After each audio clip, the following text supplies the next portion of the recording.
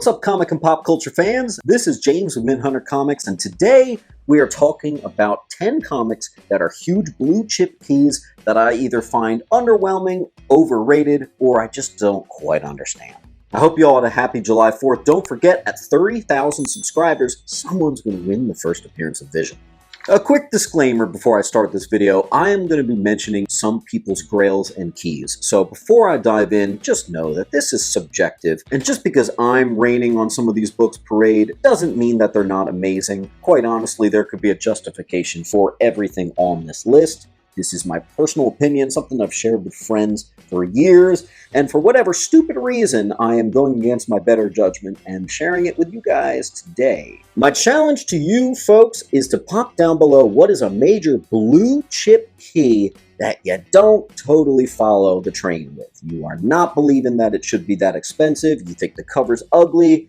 Drop it in the comments down below. Hopefully this doesn't piss too many people off. Number 1, only a few modern entries on the list. Something is Killing the Children. Number 1, first printing main cover. Now, Something is Killing the Children is amazing. So the reason I don't totally understand this book isn't for the reason that it's not amazing, because it is. It's the price. And pretty much everything on this list is kind of the price that I don't totally understand. Even now, 2 years after the crazy 2021 COVID boom, this book is still almost $1,000 if you can get the 9.8. And that blows my mind because I had buddies of mine that got 100 copies, 50 copies. They were in the peak of that crazy market speculation boom, and man, ooh, that really worked out for them. But I just don't get it. Didn't have the largest print count, but in just the first month, there were over 35,000 sales in North America. There are 3,000 graded copies that exist, and about 2,000 are 9.8s. So I don't understand that in a down market, why this book is still $800. It's not even 4 years old! I don't get it, man. I don't get it, and I probably never will. But that's okay, because it's just my opinion. Next up is Green Lantern number 1. Yeah, bet you didn't think you'd see any Green Lantern from me, but believe it or not, I do feel this way about this one key. Now, this has substantial key significance. It is the first appearance of Oa and the Guardians. I don't like this book for one reason, and kind of one reason only. What the hell is that cover? For Green Lantern number 1, it is honestly not a good cover. It is a goofy one at best, and some of the early Green Lanterns did struggle with covers. First appearance of Sinestro, we're looking at you. But this one's too goofy for words. In an ideal reality, the first appearance of Oa and the Guardians of the Galaxy, I would love to have gotten some picture showing Hal Jordan in the middle of a ceremony being lectured by the Guardians or something like that. I don't know. I just really don't dig that cover at all. And for a book with such key significance, it gets really expensive. I think it's justified, but really expensive. It looked a little better. I could understand it, but yikes.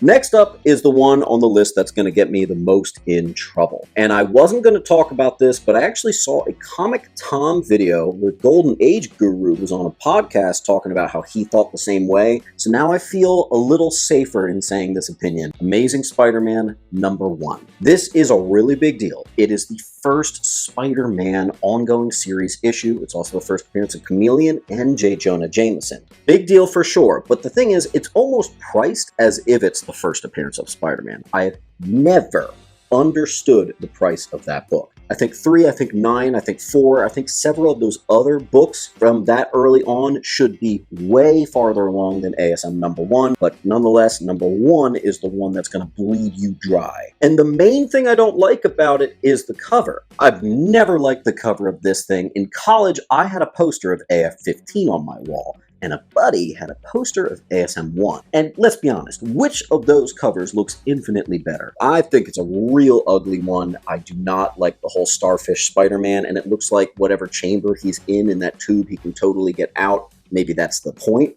I just really don't like it. The anatomy looks rushed. Not a great one. Next up is Hulk number 6, first appearance of the Metal Master and the Teen Brigade. Now, this is the 3rd most expensive Hulk book that exists, other than the first appearance of Wolverine. And I do not agree with that. Never understood it. Once again, I'm not the biggest fan of the cover on this one. I also think its key significance isn't that crazy that it deserves the spot as the 3rd most expensive Hulk book. I see this one pop up on lists of hottest books re-emerging all the time. I know my local comic shop has them. I've seen them around, and I've never felt tempted to go after that book. Maybe if I found it in the wild, I would certainly like to keep it. But it's just not one of those ones that I go for. So if I ever find it, it'll be up for sale. That's not a James book by any means. Next up, we're going back to Spider-Man with a modern book. This is 667. Of course, I'm talking about the Delato variant. Now, this is hyper rare, and there's a fun story behind this book. It's rare, and I do like rare books. But the problem is, I wish the book had maybe more key significance. Then my brain could kind of justify the crazy price for this. People spend $35,000 on a 9.8 of this book. There's less than 100 9.8s that exist, so I sort of get it. It's just that with that amount of money, think about the crazy books that you could get in its place. Again, this is just my opinion, so someone might go for that, and that could be their holy grail. I just operate a little bit differently, I guess. Don't totally get it. All I know is if I had $35K, I would be spending it really differently. Next up is Ultimate Fallout 4, the 1 in 25 Durjevic variant. Now this is a crazy one. It's another one of those really rare books. I actually know someone who's got something like 10 copies. I follow him on Instagram, all 9/8. This is another $35,000 book. That seems to be the price for these crazy moderns. Now, the cover is badass. I love this cover, especially for the first appearance of Miles. This is quite the staple. I think it's significantly better than cover A by a landslide. Doesn't mean that I'm going to throw that amount of money towards it. Now, Miles Morales does have some legs. That is a big boy key that's going to be around for some time. I was joking with a friend, but I feel like the price of that book now is what it should be in 40 years. And for whatever reason, we have it now. There's 800 on the census, only 200 are 9.8s, so you're not finding this pretty easily, but so what? I don't get it. Next up is Batman 189. This is a book that I've actually stumbled upon a bit recently, and it's the first Silver Age appearance of Scarecrow, and Scarecrow doesn't have a ton of keys, so if you're a Scarecrow collector, I get it. You have to go for this. But if you're a Batman collector, I don't feel like it's as required. I'll explain. I never liked the cover on this. I've had it in person, in hand several times, and even the nicest copy I've ever seen with white pages still looks very muddied. It's a very muddy looking cover, and a lot gets lost. You have to really squint to see what's going on. Just not a big fan. It looks a little bit rushed. There were a lot of great covers around that time, and I don't think that that was one of them. And this is really expensive. I don't totally understand why. In fact, when I do find this book, I actually try to sell it pretty darn cheap so that you're getting a great deal with me, because part of the reason is I just really don't believe it's that crazy valuable. I know my DC collectors, you're not going to be too happy on me for that one, but listen, there's so many Batman keys I love, that one's just a little lost on me.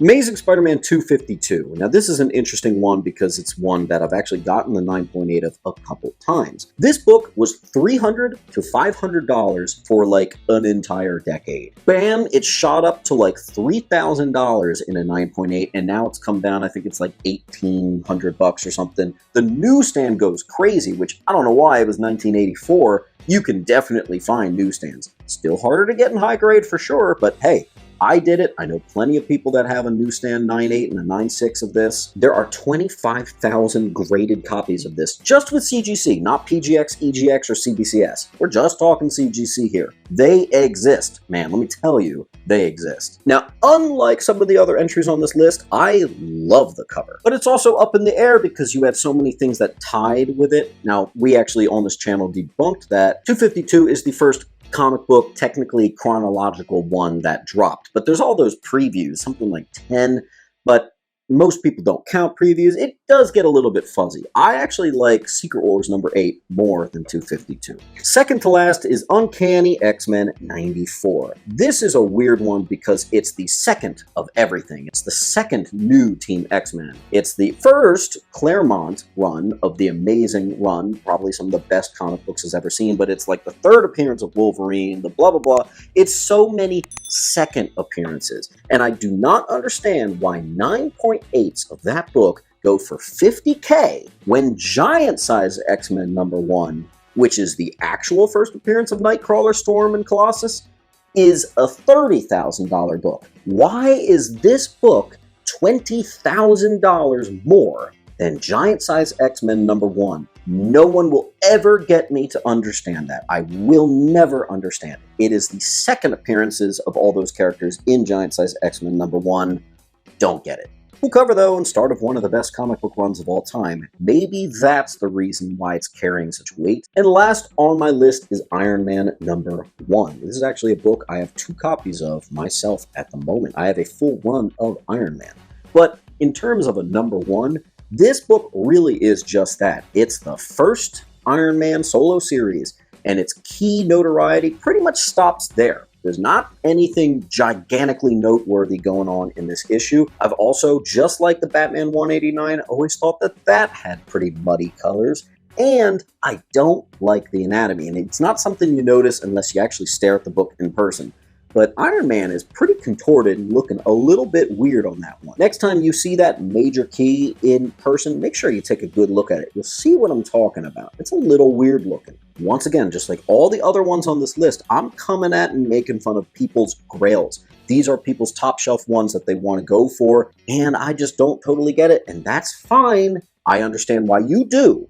Every single one of these books, I understand the justification for, but I have trouble understanding it from my perspective. There's a lot of Iron Man #1s, and yet it's still really, really expensive. It's another one I've never understood the price for. My challenge to you folks is to pop down below what is a major blue chip key that you don't totally follow the train with. You are not believing that it should be that expensive. You think the cover's ugly. Drop it in the comments down below. I'll see you at the next video, and keep on hunting.